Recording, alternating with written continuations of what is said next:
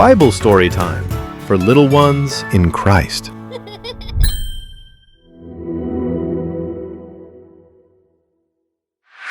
Hi குட்டீஸ், மீண்டும் உங்களை பைபிள் ஸ்டோரி டைமுக்கு அன்போடு வரவேற்கிறேன். போன ஸ்டோரியில் நம்ம என்ன பார்த்தோம்? ஆதாம் ஏவாள்கிட்ட ஆண்டவர் என்ன சொன்னார்? ஏதேன் தோட்டத்தில் நடுவில் ஒரே ஒரு மரம் இருக்குது, அந்த மரத்தில் உள்ள கனியை சாப்பிடக்கூடாதுன்னு சொன்னார். ஆனால் அவங்க கீழ்ப்படியாமல் சாப்பிட்டாங்க. அதனால அவங்களுக்கு பனிஷ்மெண்ட் கொடுத்து ஆண்டவர் ஏதேன் தோட்டத்தில் என்ன பண்ணாங்க? துரத்தி விட்டாங்க. ஆனால் ஏசப்பா அதோட அவங்க லைஃப் முடியலை. பாரு, அவர் ஒரு அன்புள்ள தெய்வம். மீண்டும் அவங்கள கைவிடலை, மீண்டும் அவங்கள பிளஸ் பண்ணார். எப்படி பிளஸ் பண்ணாருன்னா, அந்த ஆதாம் ஏவாளுக்கு முதலாவது ஒரு பையனை கொடுத்தாங்க. அவனுக்கு காயின் பேர் வச்சாங்க. சரி, ஒரே ஒரு குழந்தை போதாதுன்னு சொல்லி ரெண்டாவதும் அவனுக்கு ஒரு குழந்தை கொடுத்தாங்க.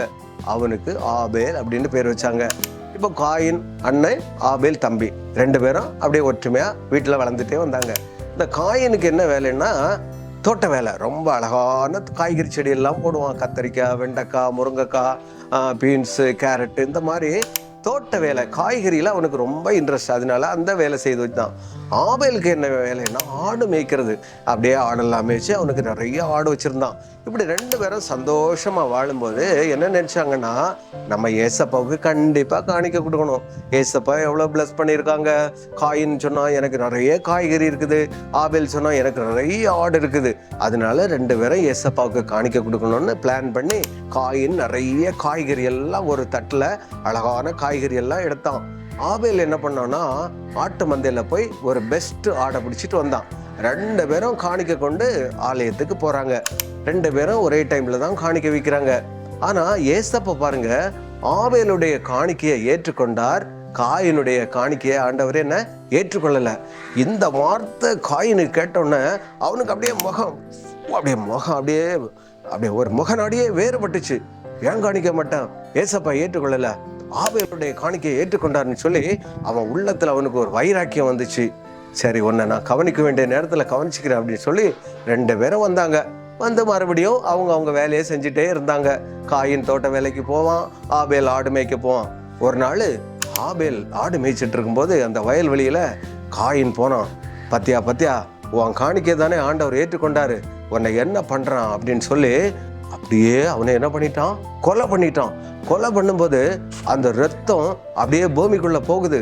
அந்த பூமிக்குள்ளே போகிற சவுண்டை ஏசப்பா கேட்டுட்டு அப்படியே காயின் திரும்பி வரான். காயின்கிட்ட ஏசப்பா கேட்குறாரு, காயின், நீ எங்கே போயிட்டு வர? நான் எங்கேயும் போகலை. ஆபேல் எங்க?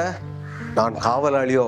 பாரு, ஏசப்பட்ட எவ்வளோ துணிச்சலாக கேட்குறேன் பாரு, நான் காவலாளியோ அப்படின்னு சொன்ன உடனே ஆண்டவர் சொன்னார், நீ பொய் பேசுகிற, நீ ஆபேலை கொண்ட இல்லை, கொல்லும்போது அந்த ரத்தம் பூமிக்குள்ளே போச்சுல்ல, அந்த சத்தம் எனக்கு கேட்டதில்லை, அதனால நான் உனக்கு ஒரு தண்டனை தர போகிறேன்னு சொல்லி ஏசப்பா ஒரு தண்டனை கொடுத்தாரு.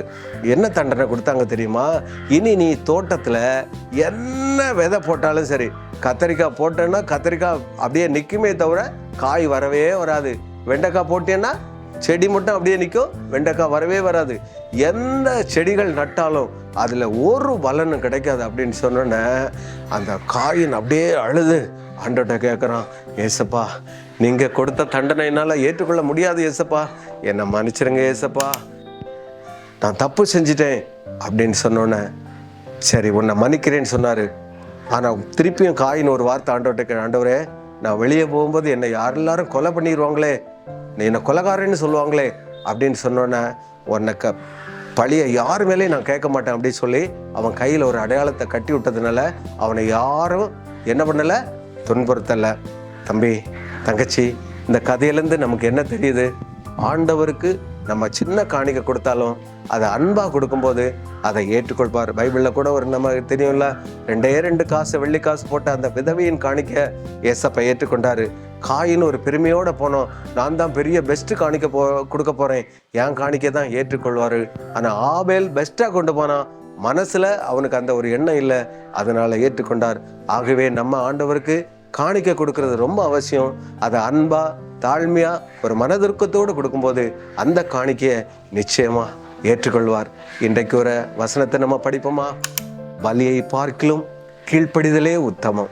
எல்லாரும் சொல்லுங்க, பலியை பார்க்கிலும் கீழ்ப்படிதலே உத்தமம். 1 சாமுவேல் 15:22. மீண்டும் ஒரு முறை சொல்றேன், பலியை பார்க்கலாம் கீழ்ப்படிதலே உத்தமம். 1 சாமுவேல் 15:22. ஜெபம் பண்ணுவோமா? கண்ணை மூடுங்க, கைகுப்புங்க. அன்புள்ள இயேசப்பா, காயினும் ஆவேலும் உங்களுடைய ஆலயத்துக்கு காணிக்கை கொண்டு வந்தாங்க இயேசப்பா. ஆவேல் மன உள்ளத்தின் ஆழத்தோடு அன்போடு காணிக்கை கொண்டு வந்து அந்த காணிக்கையை ஏற்றுக்கொண்டீங்கப்பா. நாங்களும் உற்சாகத்தோடு மனத்தாழ்மையோடு அன்போடு உமக்கு காணிக்கை செலுத்த கிருபை செய்யுங்க. இயேசு கிறிஸ்துவின் வல்லமையுள்ள நாமத்தில் ஜெபங்களும் எங்கள் நல்ல பிதாவே, ஆமேன். தேங்க்யூ குட்டீஸ். மீண்டும் உங்களை வேறொரு கதையுடன் சந்திக்கிறேன். பாய்.